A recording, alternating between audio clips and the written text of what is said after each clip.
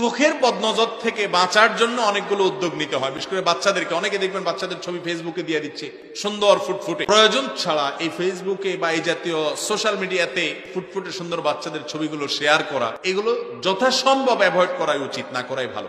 কারণ দিও করলে আপনি শরীয়তের নীতিমালা ফলো করে করলে সবসময় হারাম হবে না, কিন্তু বাচ্চাদের প্রতি অনেকের বদনজর লাগে, এবং এই বদনজর বা নজরে হাসেদ বা হিংসাত্মক নজরের কারণে বাচ্চা অসুস্থ হয়, রোগ বালাই লেগেই থাকে, দেখা যায় যে ওষুধ বড়ি ট্রিটমেন্ট কিছুতেই কাজ হয় না। তো এগুলো থেকে বাঁচার জন্য আমল আছে। কি আমল? কারোর বদনজর লাগছে যদি আপনি জানেন, তাহলে ওই ব্যক্তির উজু করা পানি বা হাত মুখ ধোয়া পানি বা অন্তত শরীরের কোনো অংশ, অন্তত আঙ্গুল চুবানো পানি, এটা ওই বাচ্চার গোসলের পানির সাথে মিশায় তার গায়ে দিয়ে দিবেন। হাদিসে আসছে হাসাদের যে ক্ষতি হয়েছে বা বদনজরের যে ক্ষতি, ওই ক্ষতি থেকে আল্লাহ তাআলা তাকে হেফাজত করবে। এটা হাদিস দ্বারা প্রমাণ। আবার আপনি কাউকে দেখলে বদনজর লাগবে মনে হচ্ছে আপনার নিজের, তখন আপনি বরকতের দোয়া করবেন, তাবরিক করবেন। হাদিসে আসছে মাশাআল্লাহ, তাবারাকাল্লাহ, আল্লাহ বরকত দান করুক, তাহলে ইনশাআল্লাহ বদনজর আর লাগবে না।